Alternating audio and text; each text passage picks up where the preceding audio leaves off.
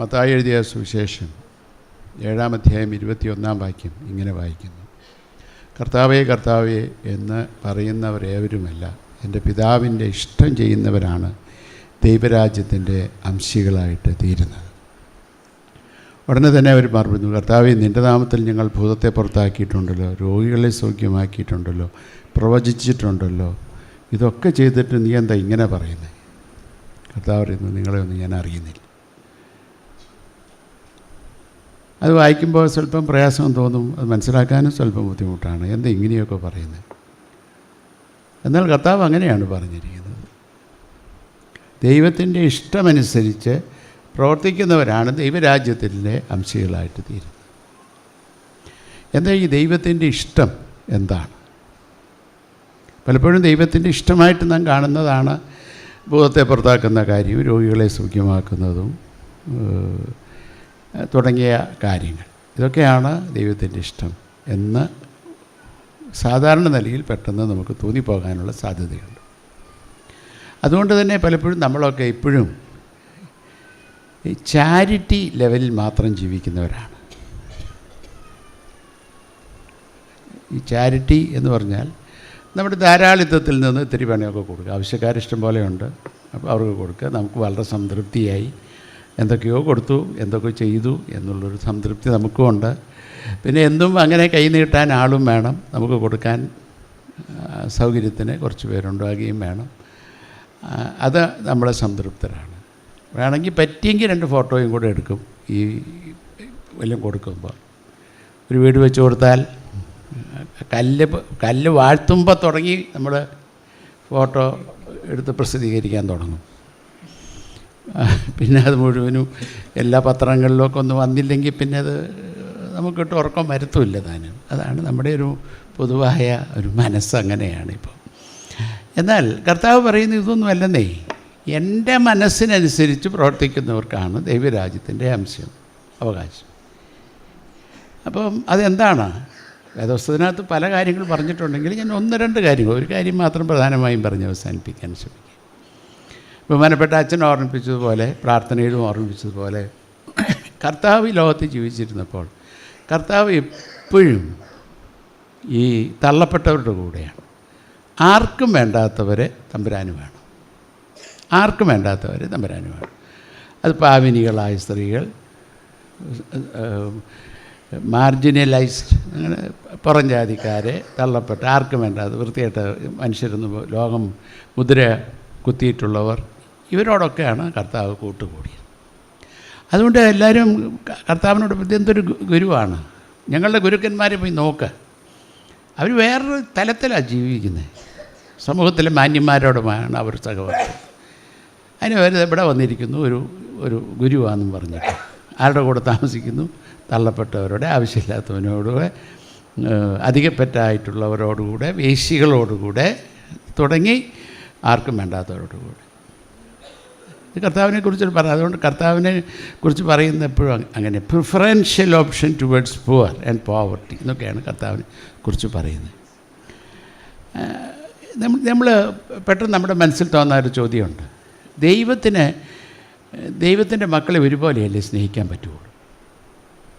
അല്ലാതെ ചിലരോട് പ്രത്യേക സ്നേഹം, ചിലരോട് പ്രത്യേക കരുതൽ, ചിലരെ തഴയുക ഒക്കെ ചെയ്താൽ അതിന് ദൈവത്തിൻ്റെ സ്വഭാവത്തിന് യോജിച്ചതാണ്.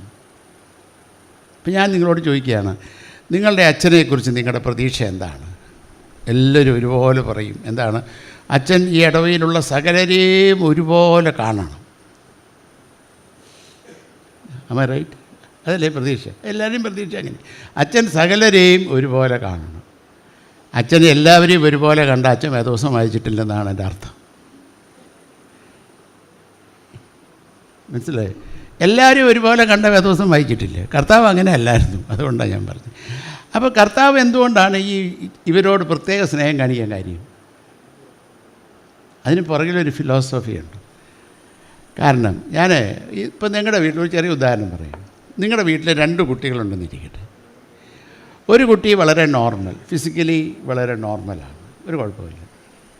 രണ്ടാമത്തെ കുഞ്ഞ് ഫിസിക്കലി സ്വല്പം പ്രയാസമുള്ള കുട്ടിയാണ് വിചാരിച്ചു, ഡിസേബിൾഡാണ്. ക്രച്ചസൊക്കെ വെച്ച് നടക്കുന്ന നിങ്ങൾ പറയാണ് രണ്ടും ഞങ്ങളുടെ കുട്ടികളാണ്, രണ്ടുപേരെയും ഒരുപോലെയാണ് ഞങ്ങൾ സ്നേഹിക്കുന്നത്, കരുതുകയും ചെയ്യുന്നത് പറഞ്ഞാൽ ഇതിലേത് കുട്ടിയായിരിക്കും മിടുക്കനാകുന്നത്? ഏത് കുട്ടി തഴയപ്പെടും? ചോദ്യം മനസ്സിലായോ? രണ്ട് കുട്ടികളുണ്ട്, ഒരു കുട്ടി നോർമൽ, മറ്റേ കുട്ടി ഡിസേബിൾഡ്. ഇപ്പോൾ രണ്ട് കുട്ടികളെയും, രണ്ടും ഞങ്ങളുടെ മക്കളാണ്, എല്ലാവരും ഞാൻ ഒരുപോലെയാണ് കാണുകയുള്ളൂ. ന്യായമായ ഒരു അപ്പനമ്മ പറയാൻ സാധ്യതയുള്ളൊരു വാക്കാണ്. രണ്ട് കുട്ടികളെയും ഞങ്ങൾ ഒരുപോലെ കാണുകയുള്ളൂ. അങ്ങനെ കണ്ടാൽ ഏത് കുട്ടിക്ക് ഗുണം കിട്ടും? ഒന്നും മിണ്ടാതെ നോർമൽ കുട്ടിക്ക്, മറ്റേ കുട്ടി തഴയപ്പെടും. ശരിയല്ലേ? ഞാനൊരു മെഡിക്കൽ കോളേജിലെ ഒരു വൈസ് പ്രിൻസിപ്പൽ ആ ആളുടെ വീട്ടിലൊന്ന് പോയി. അവർക്ക് രണ്ട് ആൺപിള്ളേരാണ്. ഇതുപോലെ മൂത്തവൻ 2 ക്രച്ചസിലാണ് നടക്കുന്നത്,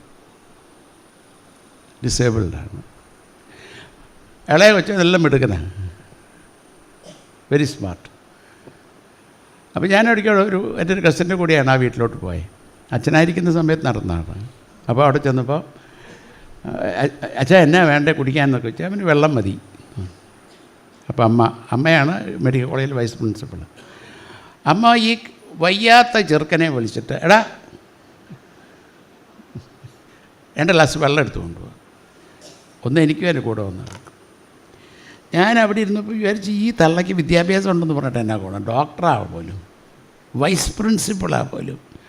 മറ്റേ ചെറുക്കനും ഒരു പ്രയാസമല്ല, അവിടെ ഓടി നടക്കുക. അവനോട് പറയാതെ ഇവനോട് പറയും. അതിൻ്റെ പാവം 2 ക്രച്ചസ് എല്ലാം നടക്കുന്നത്. അതിൻ്റെ കൂടെ ഒരു ട്രേ എടുത്ത് അതിനകത്ത് 2 ഗ്ലാസ് വെള്ളവും വെച്ച് ഇങ്ങനെ വന്ന് അപ്പോഴത്തേക്കും എൻ്റെ ദാഹവും തീരും, ഒക്കെ തീരും. അല്ല, ഇത് കാണുമ്പോൾ തന്നെ എങ്ങനെ കുടിക്കാൻ തോന്നും. വന്നു. അപ്പോൾ ഇറങ്ങിയോണ്ട് ഞാൻ ചോദിച്ചു, ഈ സ്ത്രീക്ക് വിദ്യാഭ്യാസം ഉണ്ടെന്ന് പറഞ്ഞിട്ട് എന്നാ ഗുണം? അപ്പോൾ എൻ്റെ കൂടെ ഞാനും ഇത് തന്നെ അവരോട് ചോദിച്ചിട്ടുണ്ട്. അപ്പോൾ അവർ പറഞ്ഞു, ഇതെല്ലാം ചെയ്യാൻ അവനും കഴിവുണ്ട് എന്ന് അവന് ബോധ്യപ്പെടുത്തിയെങ്കിൽ മാത്രമേ അവന് വളരാൻ സുഖമുള്ളൂ. മറ്റവൻ ചെയ്യുന്നത് പോലെ തന്നെ ഇതെല്ലാം ചെയ്യാൻ ഇവനും കഴിവുണ്ടെന്ന് അവനെ ബോധ്യപ്പെടണം, അപ്പോഴാണ് ഇവൻ വളരത്തുള്ളൂ. അപ്പോൾ ഞാൻ വിചാരിച്ചു, എൻ്റെ ദൈവമേ, എത്ര വലിയ ഒരു കണ്ടുപിടുത്തമാണ്. തമ്പുരാൻ കാണിച്ചത് തന്നെയാണ്, തമ്പുരാൻ കാണിച്ചതല്ലേ. അവനും മുഖ്യധാരയിൽ വരണമെങ്കിൽ എന്തു ചെയ്യണം? അവനൊരു പ്രത്യേക കരുതലും പ്രത്യേക പ്രോത്സാഹനവും കൊടുത്തെങ്കിൽ മാത്രമേ അവനും മറ്റവനോടൊപ്പം തന്നെ മുൻനിരയിലേക്ക് എത്താൻ സാധിക്കൂ. ഇതാ കർത്താവ് കാണിച്ചത്. അപ്പോൾ കർത്താവിനെ എല്ലാവരും തുല്യമായ സ്നേഹം, എല്ലാവരും ഒരുപോലെ സ്നേഹം. പക്ഷേ ആ സ്നേഹം പ്രകടിപ്പിക്കപ്പെടുന്നതിൽ വ്യത്യാസം ഉണ്ടെങ്കിൽ മാത്രമാണ് എല്ലാവരും ഒരുപോലെ സ്നേഹിക്കപ്പെടുന്നതിന് കാരണമാകുള്ളൂ. അപ്പോൾ സമൂഹത്തിൽ ആവശ്യക്കാരനുണ്ടാകുമ്പോൾ അവനെ പ്രത്യേകം കൈത്താങ്ങൽ കൊടുത്ത് അവനെ വളർത്തുവാൻ തക്കവണ്ണം ഇടയാകുമ്പോഴാണ് അവനും സമൂഹത്തിൽ മുഖ്യധാരയിലേക്ക് പ്രവേശിക്കാൻ പറ്റുള്ളൂ. എന്നാൽ നമ്മൾ കർത്താവിനെ സ്നേഹിക്കുന്നുണ്ടെന്നൊക്കെ പറഞ്ഞാലും നമുക്കിതൊന്നും ഇഷ്ടമില്ല. മറ്റുള്ളവർ വളരുന്നതും നന്നാവുന്നതൊന്നും പൊതുവേ നമുക്കിഷ്ടമില്ല. ഒരു ചെറിയ ഉദാഹരണം പറഞ്ഞാൽ, ഇപ്പോൾ 4 പേര് കൂടിയാൽ എന്താ സാധാരണ കേൾക്കുന്ന വാച്ച്? ഓ, പണിക്ക് ആളെ കിട്ടുന്നില്ല. ഞാൻ പറഞ്ഞു ശരിയല്ലേ, പണിക്ക് ആളെ കിട്ടുന്നില്ല. പണ്ടൊക്കെ ഞങ്ങളുടെ പറമ്പിൽ പണിയെടുത്തോളും, ഞങ്ങളുടെ പാത്രം കഴുകിയോളും, തുണി കഴുകിയോളും. അവളൊക്കെ ഇപ്പോൾ വലിയ ആളായിന്നേ, വരത്തില്ല പണിക്ക്. ശരിയല്ലേ ഞാൻ പറഞ്ഞ്? എപ്പോഴും നമുക്ക് ഇങ്ങനെ കുറച്ച് പേര് വേണം, അല്ലെങ്കിൽ പറ്റത്തില്ല. അവർ നന്നാവുന്നതിൽ നമുക്ക് സന്തോഷം. കാരണം ഇപ്പോൾ അവൾ കഷ്ടപ്പെട്ടിട്ട് മക്കളെയൊക്കെ പഠിപ്പിച്ചു, അവർക്ക് നല്ല ജോലിയും സൗകര്യമൊക്കെ ആയി.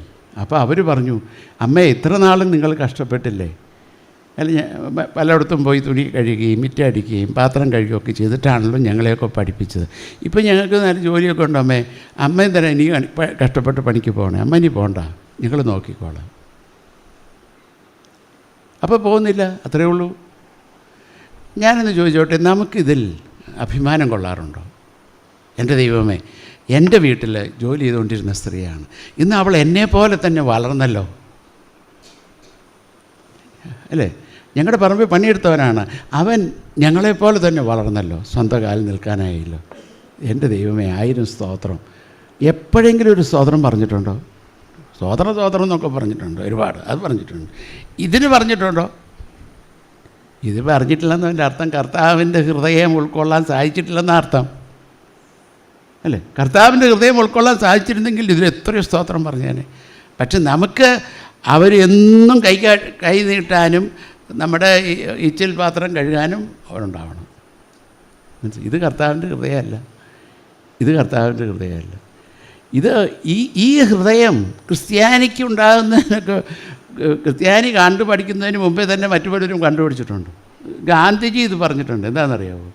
ഗാന്ധിജി പറഞ്ഞു, കൈ നീട്ടാൻ ആളെ നോക്കുകയല്ല വേണ്ടേ, സ്വന്തം കാലിൽ നിൽക്കത്തക്ക വിധത്തിൽ മറ്റുള്ളവർ ആയിത്തീരുന്നതിന് വേണ്ടി അവരെ പ്രോത്സാഹിപ്പിക്കുകയാണ് വേണ്ടത്. മീൻ പിടിച്ചു കൊടുക്കുകയല്ല വേണ്ടതെന്ന്, മീൻ എങ്ങനെ പിടിക്കാമെന്നും പഠിപ്പിക്കുകയും അവർ സ്വന്തം അധ്വാനത്തോടുകൂടെ മീൻ പിടിച്ച് കഴിക്കുകയും ചെയ്യുമ്പോൾ അവർ ആത്മാഭിമാനത്തോടെ വളരാൻ, അവരുടെ ആത്മാഭിമാനത്തെ തൊട്ടുണർത്തുവാൻ സാധിക്കുന്ന ശുശ്രൂഷ, അതാണ് ദൈവം ആഗ്രഹിക്കുന്നത്. അപ്പോൾ അവൻ നമ്മുടെ ഒപ്പം തന്നെ വളരുകയാണ്. നമ്മൾ മീൻ കൊടുത്താൽ വളരെ ഇഷ്ടമാണ് എല്ലാവർക്കും അല്ലേ? മീൻ വെച്ചു കൊടുത്ത വായയിൽ കൂടെ വെച്ചു കൊടുത്താൽ അത്രയും സന്തോഷം, ഒരു പണി എടുക്കണ്ടല്ലോ. അതാണ് നമ്മുടെ ഒരു സന്തോഷം. ഇത് നമുക്ക് ഇപ്പോഴും ഞാൻ പറഞ്ഞ ആ ലെവലിലാണ് എപ്പോഴും നമ്മൾ ജീവിക്കുന്നത്. എന്നാൽ നമുക്ക് കുറേ കൂടെ അവരുടെ കൈ പിടിക്കുവാനും അവരെ ഉയർത്തുവാനും സ്വന്തം കാലിൽ നിന്ന് വളരുന്നത് കാണുമ്പോൾ ഒരുപക്ഷെ നമ്മളെയൊക്കെ അവഗണിക്കുകയൊക്കെ ചെയ്യുമായിരിക്കും. എന്നാൽ പോലും എൻ്റെ ദൈവമേ സ്തോത്രം, അവഗണിക്കപ്പെട്ടിരുന്ന ഭവനം, തള്ളപ്പെട്ടിരുന്ന ഭവനം, നിൻ്റെ കണ്ണ് അവരുടെ മേൽ പതിഞ്ഞപ്പോൾ അവർ സമൂഹത്തിൽ ഉന്നതരായി തീരുന്നുവല്ലോ എന്ന് ഓർത്ത് സ്തോത്രം പറയുവാൻ തക്കവണ്ണം സാധിക്കും. അതാണ് യേശുവിൻ്റെ മൈൻഡ്. ആ മൈൻഡ് ഉൾക്കൊള്ളാൻ സാധ്യമാകണം നമ്മുടെ ആത്മീയത. അതാണ് ആത്മീയത. അതാണ് കർത്താവ് അംഗീകരിച്ചത്. അതാണ് കർത്താവ് പറഞ്ഞത്, അങ്ങനെ ചെയ്യുന്നു എൻ്റെ ഹൃദയം ഉൾക്കൊള്ളുന്നവർക്കല്ലാതെ ദൈവരാജ്യത്തിൻ്റെ പടി പോലും കാണാൻ പറ്റത്തില്ലെന്നാണ് പറഞ്ഞു. അതാണ്. അപ്പം മറ്റുള്ളവൻ്റെ ഒരു നിസ്സഹായ അവസ്ഥ ഒപ്പം നിൽക്കണം, അതിൻ്റെ കൂടെയാണ്. അതിൻ്റെ ഭാഗമെന്ന നിലയിലാണ് നമ്മൾ ഈ ശുശ്രൂഷയൊക്കെ തുടങ്ങി, കരുതൽ എന്നൊക്കെ പറയുന്നു. അപ്പോൾ എൻ്റെ ഒരു അഭിപ്രായം അതിന് തീർച്ചയായിട്ടും അഭിനന്ദിക്കുന്നു. ഇടവക എല്ലാവരും വളരെ സന്തോഷത്തോടെ അതിൽ സഹകരിച്ചു എന്നുള്ളതിൽ യാതൊരു സംശയമില്ല, സന്തോഷം. അതിനേക്കാൾ ഒരു പടി കൂടി അപ്പുറത്തേക്ക് ഉയരുവാൻ നമുക്ക് ഓരോ പ്രാവശ്യവും സാധിച്ചിരിക്കുന്നു. ഈ കരുതലിൻ്റെ തണലിൻ്റെ എപ്പോഴും നമ്മുടെ തണലിൽ മറ്റുള്ളവർ നിൽക്കണമെന്നല്ല, ഇതിനപ്പുറത്തേക്ക് പോയി അവരും വലിയ ആൽമരങ്ങളായി തീരുവാൻ തക്കവണ്ണം ഇടയായി തീരണമെന്നുള്ള സ്വപ്നമാകണം നമ്മുടേത്. അല്ലെങ്കിൽ നമ്മൾ ഒരു കാലഹരണപ്പെട്ട മനുഷ്യരായിട്ട് തീരും.